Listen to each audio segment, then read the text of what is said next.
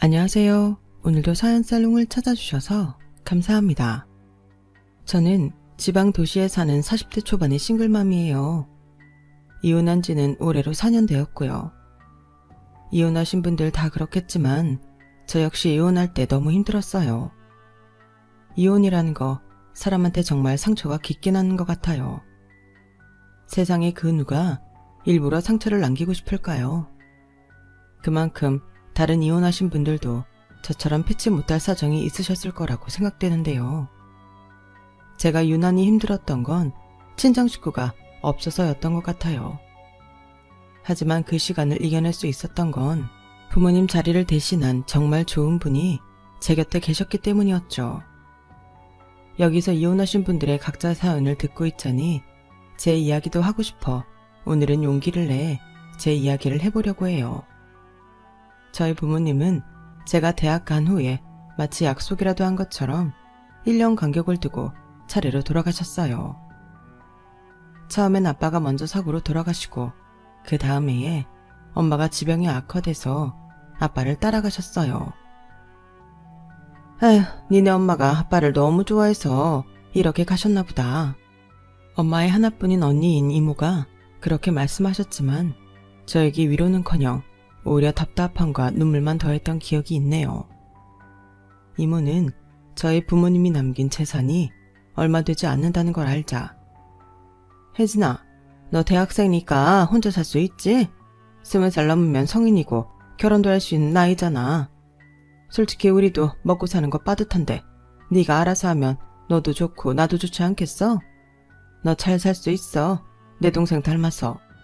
라는 말만 남기고 다시는 저한테 연락도 안 하더라고요. 아빠는 원래 가족이 많지 않았는데 장례식 때도 연락을 해오는 사람이 없었어요. 부모님이 다 집안에서 반대하는 결혼을 하셨는데 아빠 집안은 아빠가 하늘나라에 가셨어도 용서가 안 됐나 봐요. 저는 부모님이 남기신 작은 아파트와 얼마간의 예금을 갖고 정말 이를 악물고 살아냈어요. 학교 다니면서 아르바이트도 열심히 했고 장학금도 탔거든요. 부모님이 남기신 재산은 가능하면 손을 안 대려고 노력도 했고요. 한번 쓰기 시작하면 걷잡을 수 없이 마구 쓰게 될 것만 같아서 겁이 난 것도 있었죠. 그렇게 애를 쓰며 살아서인지 저는 괜찮은 성적으로 졸업을 하고 어느 카페 프랜차이즈 기업에 들어가게 됐어요. 거기에서 새로 오픈하는 카페 점주들 교육을 하고 메뉴를 어떻게 배치할지 어떤 식으로 일을 해야 하는지 계속 체크하다 보니 이거 제가 해도 되겠다 싶더라고요. 그래서 3년 다니다가 퇴사를 하고 부모님이 남기신 통장의 돈으로 제가 다니던 회사에 카페를 차리게 됐어요. 원래 제가 관리하던 일이다 보니 다른 사람들보다 시작이 수월했고 직원들도 어떻게 교육하면 되는지 너무 잘 아니 매장이 착착 잘 돌아갔어요. 또 제가 회사 다닐 때 눈여겨본 게 카페의 분위기를 점장에 어떻게 만드느냐도 중요하다는 거였죠. 저는 되도록 아늑하고 편안한 기분을 느낄 수 있게 정해진 인테리어 안에서 좀 더 신경을 썼어요. 제가 직접 주방에서 빵이나 쿠키를 구우면서 늘 고소한 냄새가 은은하게 퍼지기도 했고요. 너무 강하면 그게 또 역효과가 날 수도 있겠더라고요. 그걸 아주 세심하게 잘 조절하는 게 문제였기 때문에 신경을 많이 썼는데요. 제 노력을 손님들이 알아주시고 많이들 찾아와 주셨어요. 그런 저의 매장의 최고 VIP 고객은 바로 건물주였고요. 나이가 지긋한 할머니였는데 건물주라고 티도 내지 않으셨고 항상 검소한 차림과 따뜻한 미소를 짓고 계셔서 인자한 모습이 인상적인 분이었어요. 20여 년 전에 남편분이 먼저 세상을 떠나고 그 후로 계속 하나뿐인 조카를 거두고 있다고 하셨어요. 또 건물에서 부동산 중개사무소도 하고 계셨고요. 우리 점장님 커피랑 쿠키가 이 동네에서 제일 맛있어. 그러니까 다들 알고 이렇게 많이 오는 거지. 사장님이 소개 많이 해주신 거 다 알고 있어요. 정말 감사해요. 참, 지난번 드린 밑반찬 입에 맞으셨어요? 아, 너무 잘 먹었어. 젊은 사람이 어떻게 못하는 게 없어. 부모님이 점장님 너무 자랑스러울 것 같아. 이 정도면 젊은 나이에 성공한 인생이지 뭐. 저는 그 말씀에 아무 말도 못하고 웃기만 했어요. 사장님의 부동산에는 조카가 같이 일하고 있었는데요. 그 사람이 바로 제 전남편이에요. 남편은 카페에서 저를 보고 호감을 가졌다고 하더라고요. 또 다른 세입자들보다 사장님하고 잘 지내고 제가 잘하는 게 좋아 보였다나요? 하지만 저는 관심을 두지 않으려고 애를 썼어요.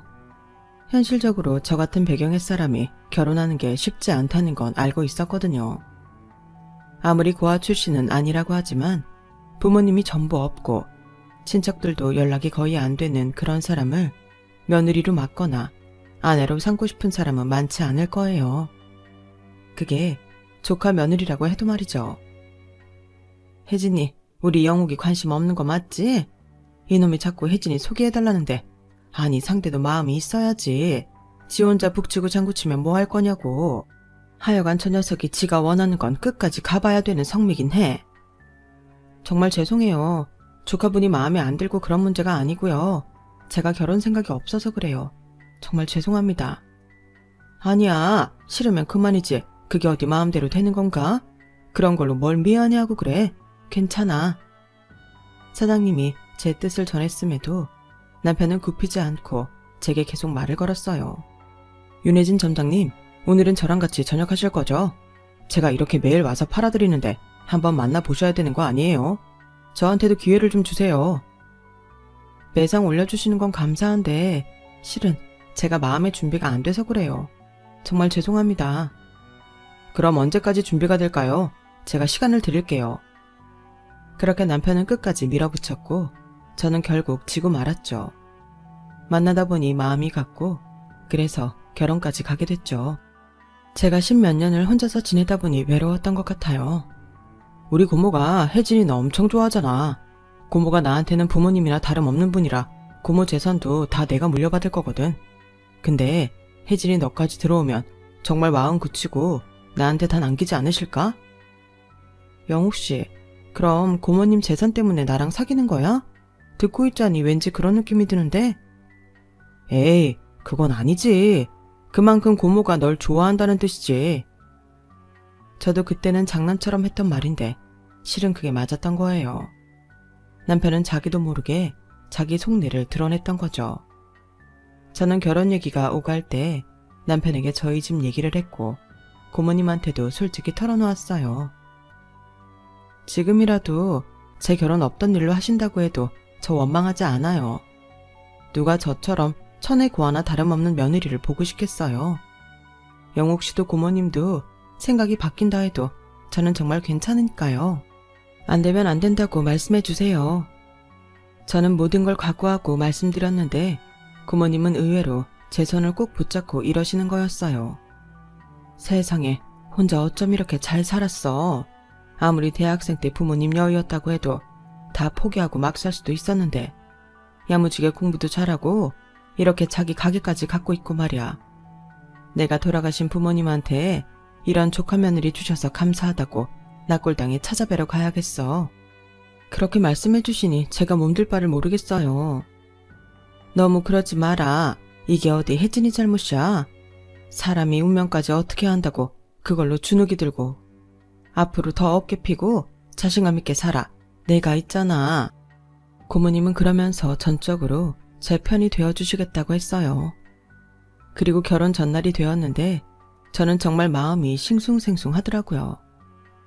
엄마 아빠 사진을 앞에 놓고 보면서 잠을 못 자고 있는데 고모님이 잠깐 보자고 연락을 하셨어요.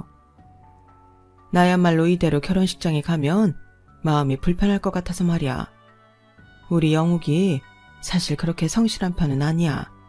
그래도 이렇게 야무지고 예쁜 혜진이가 영욱이 좋다고 결혼까지 한다고 하고 영욱이도 너 좋다고 하니 나는 그게 너무 다행이다 싶다. 근데 말이다. 혹시 살다가 영욱이가 속 썩이면 전부 나한테 얘기해. 내가 조카 성격 솔직하게 얘기하지 못한 것 같아 너무 미안해. 내가 그래서 처음에 혜진이한테 우리 조카 만나보라고 적극적으로 말하지 못했어. 고모님, 저희 잘 살게요. 영욱 씨 저 만나는 동안 힘들게 한 적 없는걸요. 고모님 걱정하시는 일 없도록 할게요. 그게 사람 뜻대로 되니? 나도 제발 그 녀석이 네 속 안 썩였으면 좋겠다만. 아무튼 힘든 일 있으면 말해. 내가 혜진이 친정 엄마 노릇까지 해줄 테니까. 고모는 남편에 대해 걱정을 하셨지만 저는 크게 개의치 않았어요. 결혼까지 하는 마당에 무슨 큰일이 있으랴 싶었죠. 그동안 그 사람이 저한테 불성실한 모습을 보여준 적도 없었고요. 제가 아는 그 남자를 그냥 믿어버렸던 거예요. 결혼하고 3년 정도는 평범하게 살았어요. 그 사이 딸도 낳았고요. 남편도 고모님 부동산에서 일 잘하고 있었고 저는 역 가게까지 얻어서 자리를 넓힐 정도로 장사가 잘 됐어요. 아이를 낳았을 때 고모님이 얼마나 좋아하시는지 말도 못할 정도였어요. 고모님은 저 아이 낳을 때부터 퇴원하고 조리원에 들어갈 때까지 제 간호를 다 하셨고 손수 미역국까지 끓여다 주실 정도였어요. 고모님, 너무 감사해요. 힘드실 텐데 죄송해서 어떡해요. 내가 그랬잖아. 엄마 해준다고. 혜진이 넌 그냥 조카 며느리가 아니고 내 딸이나 마찬가지다. 고모님은 제가 일하는데 불편하지 않도록 아이도 많이 봐주셨고 도우미 비용도 전부 내주셨어요. 그리고 남편이 육아를 분담하지 않는다고 매일 혼내셨죠. 영우가, 너 요즘은 아빠들도 같이 육아해야 되는 거야. 회사에서는 육아휴직도 할 수 있다던데. 내가 너 휴가 줄 테니까 혜진이 힘들지 않게 좀 도와라. 고모, 좀. 나도 힘들다고. 난 애가 내 애니까 예쁘긴 한데 사실 애 별로 안 좋아해서 어떻게 해야 좋을지 모르겠다고. 고모가 자꾸 그러면 나 도로 옛날처럼 밖에서 논다. 너 지금 나 협박하냐? 옛날처럼 밖에서 논다니 지금 그게 할 소리야? 고모님과 남편 사이가 나빠지는 게 싫어서 저는 제가 육아를 전담하겠다고 했지만 고모님은 단호하셨어요. 무슨 소리냐? 요즘 같은 시대에 왜 여자만 애를 키운다고 그래? 요새는 여자도 똑같이 일하잖냐? 나도 봐라. 아직도 매일 출근해서 일하는데 그건 아니지. 하지만 남편은 울며 겨자먹기식으로 아이를 봐줄 뿐 정말 아이한테 애정을 안 보이더라고요. 당신 그러려면 아이랑 있지 마. 애가 아빠가 자기 미워하는 줄 알까봐 걱정돼서 그래. 차라리 나가서 다른 일 해. 제가 그렇게 말할 정도로 남편은 딸아이를 봐줄 때 차갑게 굴거나 무관심으로 일관했어요. 고모님이 오셔야 좀 봐주는 척 했고요. 아이가 3살쯤 됐을 때 고모님이 사무실에서 쓰러지셨는데요. 매장에 있다가 그 소식을 듣고 놀라 올라간 저는 119를 불러서 같이 응급실에 갔어요. 남편은 어디 갔는지 보이지도 않고요. 병원에서는 입원해서 정밀 검사를 해보는 게 좋겠다는데 의사 간호사 표정이 심각한 게 어째 느낌이 안 좋더라고요. 고모님은 결국 위암 2기 판정을 받으시고 수술하게 됐어요. 저는 매장을 아예 직원들한테 맡겨놓고 고모님 옆에 붙어서 간호를 했죠. 고모님이 입원해서 수술하고 퇴원할 때까지 남편은 딱 한 번 얼굴을 들이밀었고 더는 찾아오지 않았어요. 고모님, 퇴원하시면 저희 집으로 가요. 제가 고모님 챙겨드릴게요. 아, 설아, 네 일도 바쁜데 나까지 신세질 수는 없지. 치료 잘 받고 약 잘 먹고 밥 잘 먹으면 괜찮다니 너무 마음 쓰지 마. 그런 말씀 마세요. 고모님 제가 딸 같다고 하셨잖아요. 저도 고모님 엄마처럼 생각하고 있어요. 어떤 자식이 엄마 아픈데 간호를 안 해요. 고모님은 고맙다며 눈물까지 글썽이시더라고요. 그런데 남편은 펄쩍 뛰면서 절대 집에 못 들어온다는 거예요. 고모 우리 집에 오면 나 하고 싶은 거 아무것도 못한다고. 내 방 들어와서 전부 검사할 거고 내가 어떤 친구들 만나는지 다 체크할 텐데 나 그러고는 못 살아. 당신 뭐 죄 지었어? 당신 방에 그 만화책들 때문에 그런 거야? 그냥 당신 취미인 거 아실 테니 넘어가실 거야. 이제 당신도 성인이고 한 집안 가장인데 그렇게까지 하시겠어? 아무튼 안 돼. 차라리 내가 병문안을 자주 갈 테니까 당신이 윤서 데리고 고모님 댁에 들어가. 아주 펄쩍 뛰며 고모님이 저희 집에는 못 온다고 하니 저도 별 수 없더라고요. 왜 저렇게까지 싫어하나 싶은 게 사춘기 때 방황을 많이 해서 혼났다더니 그 트라우마 때문에 그런가 싶어서 이해하기로 했어요. 제가 아이를 데리고 고모님 댁으로 가자 고모님은 도로 집으로 가라며 화까지 내셨어요. 아니 부부가 나 때문에 떨어져 산다는 게 말이 돼? 이러지 말고 집에 가. 나 혼자 있어도 괜찮아. 고모님, 제가 왔다 갔다 하면 돼요. 저 아직 건강하고 힘 남아도는데요 뭐. 윤서도 제가 더 많이 보면서 일도 했잖아요. 이러지 마세요. 고모님 이러시면 저 섭섭해요. 고모님은 어쩔 수 없이 제가 집에 있는 걸 허락하셨어요. 저는 퇴근길에 저녁에는 꼭 집에 들러 남편 밥도 차려놓고 청소도 했는데 정말 어질러도 너무 어지르더라고요. 나랑 살면서 어떻게 참았나 싶을 정도로요. 그런 생활을 하기를 6개월. 고모님은 병원 정기검진 때 긍정적인 이야기를 들었고 저와 고모님은 서로 손을 잡고 기뻐서 어쩔 줄 몰랐어요. 혜진아, 이제 집으로 돌아가. 정 내가 걱정되면 가끔 들르면 되잖아. 부부가 그렇게 오래 떨어져 있는 거 아니야. 저 매일 집 들렀었는걸요. 그래도 고모님 걱정하시니 집에 가고 여기는 이틀에 한 번 올게요. 사흘에 한 번 와. 아니, 일주일에 한 번 와도 돼. 혹시 무슨 일 있으면 내가 전화할게. 고모님은 좀 건강해지시더니 정말 친정엄마처럼 저를 많이 챙겨주셨어요. 물론 그 전에도 그러셨지만 아침에 저희 집에도 자주 오셨고 밥도 해주시고 오시며 구두 가방까지 낡은 게 없나 보고 죄다 새 걸로 사주시고요. 고모님, 암은 평생 관리를 잘해야 한다는데 이러시면 제가 걱정돼요. 너무 무리하지 마세요. 제가 들르기로 했는데 오히려 챙김을 받고 있으니 좋기도 하면서 죄송하네요. 혜진아, 우리 서로 미안해하고 그러지 말자. 부모 자식 간에는 당연한 거 아니겠어? 네 말대로 무리하지 않고 건강관리 잘할게. 그나저나 영욱이 이 녀석은 요즘 부동산 사무실에도 잘 앉아있지 않는다는데 뭘 하고 다니는 건지. 고모님은 남편이 이전에 장부를 조작한 적이 있어서 팀장급 사람을 따로 뽑아서 두셨어요. 남편은 그때 다시는 안 그러겠다고 싹싹 빌었고요. 내가 진짜 잠깐 정신이 어떻게 됐었나 봐. 당신 나 원래 그런 사람 아닌 거 알잖아. 그래, 사람이 살다 보면 실수도 할 수 있는 거지. 근데 거기는 고모님 사무실이기도 하지만 당신 직장이기도 해. 이거 다른 데 같으면 횡령이라고. 그러니까 앞으로는 그러지 마. 당연하지. 내가 고모한테 그거 다 물려받아야 하는데 미쳤다고 또 찍힐 짓을 하겠어? 안 그럴 거야. 그때도 남편은 자기 속내를 그런 식으로 드러낸 건데 저는 그냥 하는 말이려니 하고 지나쳤어요. 그런데 정말 말도 안 되는 일이 생기고 말았어요. 남편이 집에 다른 여자를 데리고 온 거였어요. 당신 뒤에 그 여자 누구야? 제가 너무 황당해서 겨우 한 말에 여자는 자기야, 아직 말 안 했어? 난 다 말한 줄 알았는데 얼른 짐 챙겨서 나와. 얘기한다는 게 시간이 없어서 그랬어. 미안. 잠깐 기다려. 들었지? 나 나간다. 너랑은 살아볼 만큼 살아봤고 애까지 낳았으니 끝을 본 거잖아. 내가 더는 너랑을 살 이유를 찾지 못하겠더라. 고모한테는 내가 나중에 연락할 테니까 그렇게 알고.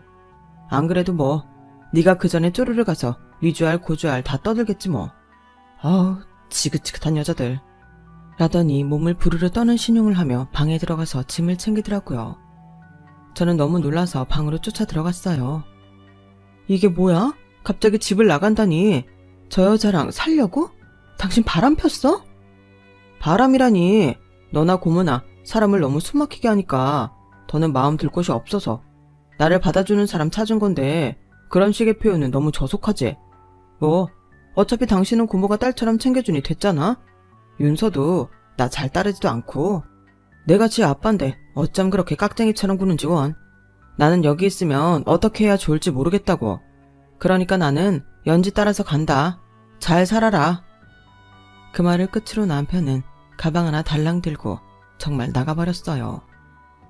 저는 어떻게든 남편 행방을 알아보려고 수소문했고 그렇게 해서 진실을 알게 됐죠. 남편 친구들 말로는 저랑 결혼한 게 고모님이 저를 이뻐하시니까 상속을 잘 받으려고 했던 거였대요. 남편이 농담처럼 말했던 게 본심이었던 거예요. 저는 엄청난 충격을 받았지만 고모님한테는 말하지 않았어요. 혹시나 다시 돌아오지는 않을까 하고 기다리는 마음도 있었고요. 문자도 보냈어요. 당신 충동적으로 그랬을 수도 있어. 그러니 마음 바뀌면 언제든 돌아와. 고모님한테는 말 안 할 테니까 돌아와. 그런 제가 안타까웠는지 남편의 친구 중 한 명이 이러더군요. 재수씨, 그럼 안 돌아와요. 내 친구지만 이러는 거 아니죠. 그 여자 돈 많대요. 자기 고모보다 훨씬 자산 많은 것 같던데요. 그러니까 고모 상속 없어도 자기 부자 될 수 있다 이러는 거죠. 저희한테 몇 번 말했어요. 이제 고모한테 굽실대지 않아도 된다고요. 그러니 재수씨도 더 질질 끌지 말고 그냥 잘라버려요. 그딴 놈 더는 생각하지 말라고요. 어차피 고모님하고 부모 자식처럼 잘 지내신다면서요. 그놈은 있고 고모님하고 사는 것도 방법이에요. 고모님은 그 인간이 부모님 기일에 그 여자를 데려온 걸 보고 경악을 하셨어요. 그제야 아신 것도 있고요. 이런 천하의 망나니, 너 나가라고. 다시는 내 집에 발도 들이지 마. 내가 그러면 뭐 무서울 것 같아? 고모보다 더 잘난 여자랑 살 거니까 더는 내 인생에 참견 말라고 한마디 하러 온 거야. 앞으로 부모님 기일도 연지랑 챙길 거니까 그런 줄 알아. 고모님은 너무 충격을 받으셔서 머리를 짚고 누우셨어요. 저는 고모님 병이 도질까봐 그게 걱정이 됐죠. 며칠 동안 고모님은 사무실 문도 열지 않고 집 밖에도 한 발자국 안 나오시더라고요. 제가 아무리 연락을 해도 받지 않으셨고요. 그러더니 일주일쯤 지나서 저를 보자고 하시더라고요. 제가 고모님 댁으로 간다고 하니 아니라며 굳이 다른 카페에서 보자고 하시는데 뭔가 느낌이 이상했어요. 부모님 말투도 예전 같지 않았고요. 약속 장소에 나가는데 제 가슴이 막 쿵쿵대더라고요. 영욱이가 정식으로 그 여자랑 인사를 왔었다. 그 여자 영욱이가 결혼한 걸 알고도 포기할 수 없다더구나. 영욱이 원래 그런 애다. 지 한번 마음 먹으면 포기도 없고 끝까지 가고. 혜진아, 너랑은 여기가 끝인가 보다. 고모님, 그게 무슨 말씀이세요? 혹시 저보고 그 사람 포기하라는. 그래, 헤어져라. 그게 너한테도 좋지 않겠니? 마음 떠난 사람 붙잡고 있으면 뭐해. 영욱이 집에 절대 안 들어간다고 하네. 그러니 너도 이쯤에서 마음 접어라. 그래도 네가 능력이 있어서 윤서랑 먹고 살 수는 있잖아. 고모님, 지금 저 내치시는 거예요? 그 사람 바람핀 거잖아요. 그런데 어떻게 이러실 수가 있어요? 팔은 안으로 굽는다고. 그래도 내 조카는 영욱이다. 너랑은 인연이 여기까지인가 보다. 너무 차갑게 말씀하시는 고모님에게 저는 더 매달릴 수도 없었어요. 저는 완전 충격을 받았고 우리가 살던 집에도 더는 있고 싶지 않을 만큼 배신감과 분노에 치를 떨었어요. 그날 저는 바로 짐을 싸서 아이와 나와서 호텔방에 들어갔어요. 그렇게 돈을 써본 적이 없는 저인데 이판사판이라는 마음으로 한 일주일을 딸아이와 고급 호텔에 있었네요. 하지만 순순히 합의 이혼은 해주고 싶지 않아서 변호사를 찾아가 전 후사정을 다 말하고 소송을 진행하기로 했어요. 고모님한테도 화가 났지만 아프신 분이고 그동안 저한테 잘해주신 것도 많아서 고모님까지는 법정에 세우지 않도록 해달라고 변호사한테 부탁했죠. 대신 남편과 상간녀는 탈탈 털어버리기로 작정했고요. 그렇게 지루하게 1년 넘는 소송이 진행되고 남편이 저에게 위자료를 주고 양육권도 주는 걸로 결말이 났어요. 그렇다고 꽤나 큰 돈을 받은 것도 아니었고요. 상처뿐인 승리라고 해야 하나요? 재판을 진행하면서 저는 남편이 그 여자와 손을 잡고 다니는 꼴을 계속 보며 분한 마음을 삼켜야 했죠. 그 때문에 불면증도 생기고 위장병에 어떨 때는 눈앞이 안 보이는 이상한 병까지 얻어서 한때는 큰일 나는 줄 알았어요. 저는 정신을 바짝 차렸어요. 이러면 안 돼. 우리 윤서 누구 믿고 살라고. 아빠라는 인간이 애한테 애정이라고는 눈꽃만큼도 없는데 그 집 사람들 다 상간녀한테 넘어가 버렸는데 우리 윤서 나 없으면 어떻게 살아. 정신 차려야 돼. 저는 마음을 다잡고 다시 일에 몰두하기로 했어요. 우선 제가 잘 닦아놓은 카페 점장부터 관두고 다른 사람한테 넘기기로 했어요. 고모님 건물에서 제 장사를 하는 건 정말 아닌 것 같았거든요. 이미 이혼 소송 시작 때부터 그랬어야 했는데 너무 경황이 없어서 늦어진 거였어요. 저는 회사 측 배려로 입지가 좋은 다른 자리에서 카페를 시작했어요. 그동안 제가 매출도 많이 올려놓고 카페 이미지도 좋게 해줬다며 자기들이 더 서둘러서 가장 좋은 자리를 알아봐 주더라고요. 그때 느낀 게 제가 잘 살면 세상이 날 돕는다는 거였어요. 그렇게 아이와 살 전셋집 계약도 하고 이사도 하고 새 카페 오픈 준비에 여념이 없을 때였어요.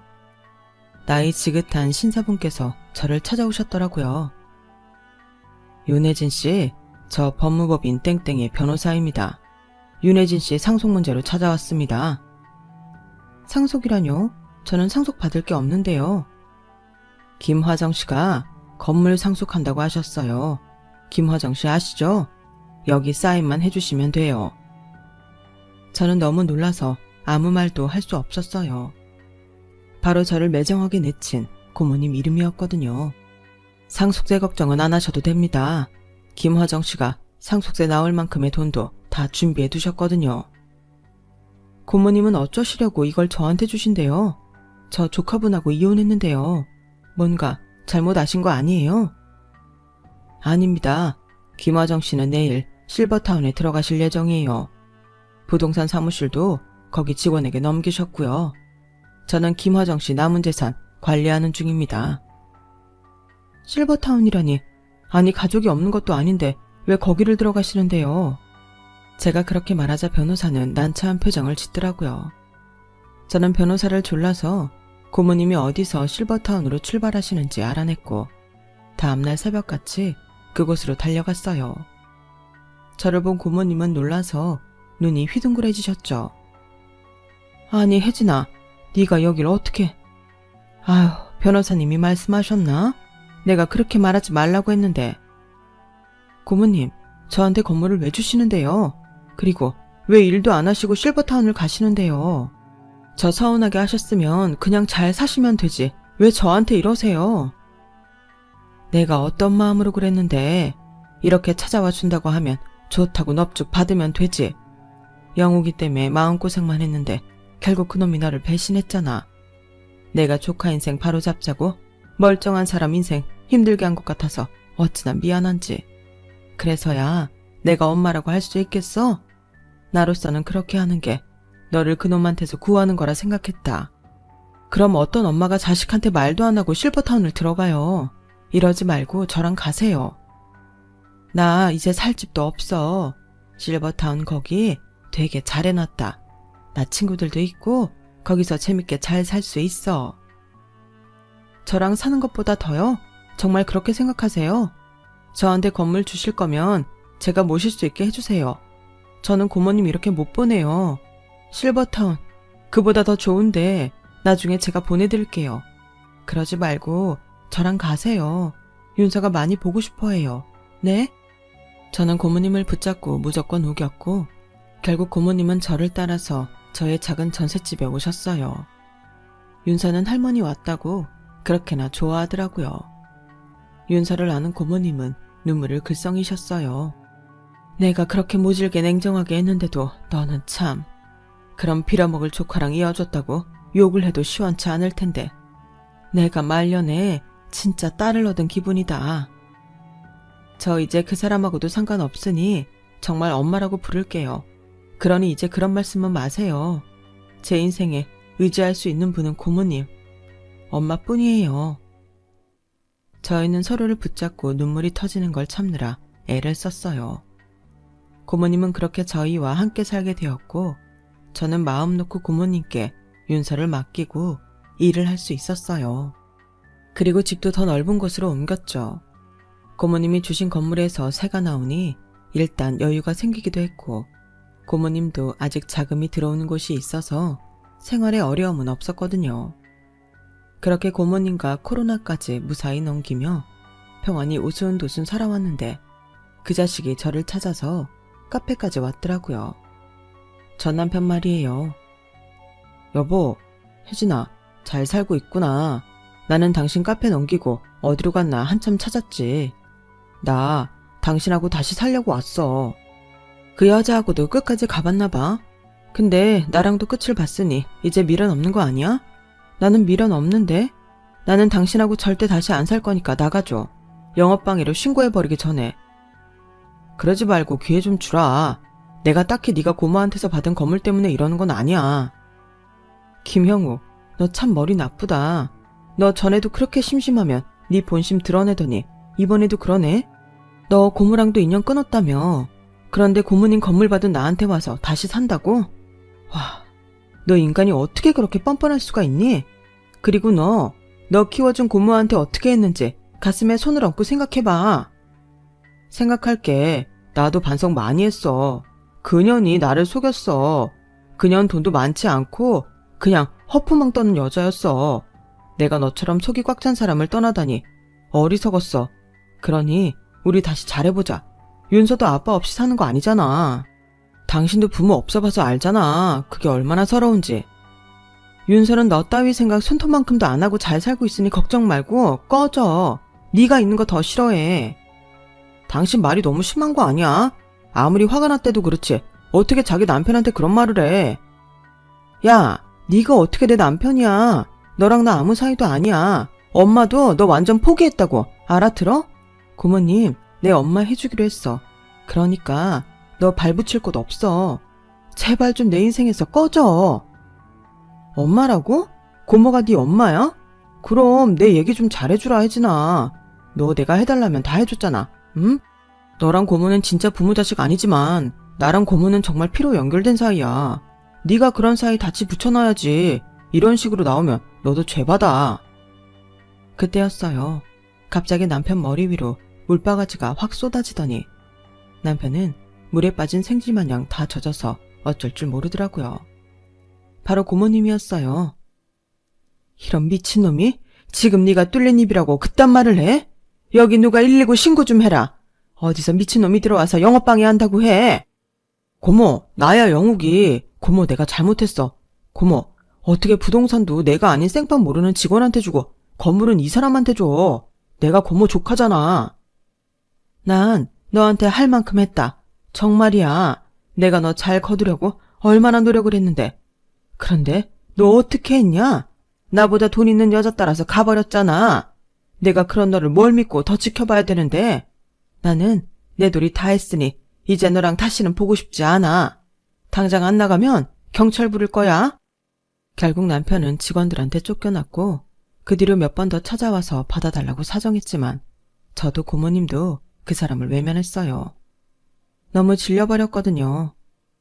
남편은 오토바이 면허를 가지고 배달 일을 하며 작은 월세방을 구해서 살고 있다는 말을 들었지만 저와 고모님은 꿈쩍도 하지 않았어요. 그 후 저는 카페도 정리하고 고모님이 살고 싶다고 하셨던 지방 도시로 내려와서 딸과 함께 고모님 모시고 행복하게 살고 있답니다.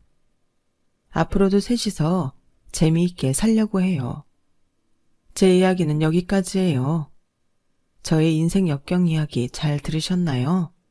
부디 제게 앞으로도 어떤 어려움에도 굴하지 말고 잘 살라고 응원 한마디 부탁드려요. 들어주셔서 감사합니다. 건강하세요. 여러분, 사연 댓글에 응원과 현명한 조언 부탁드려요.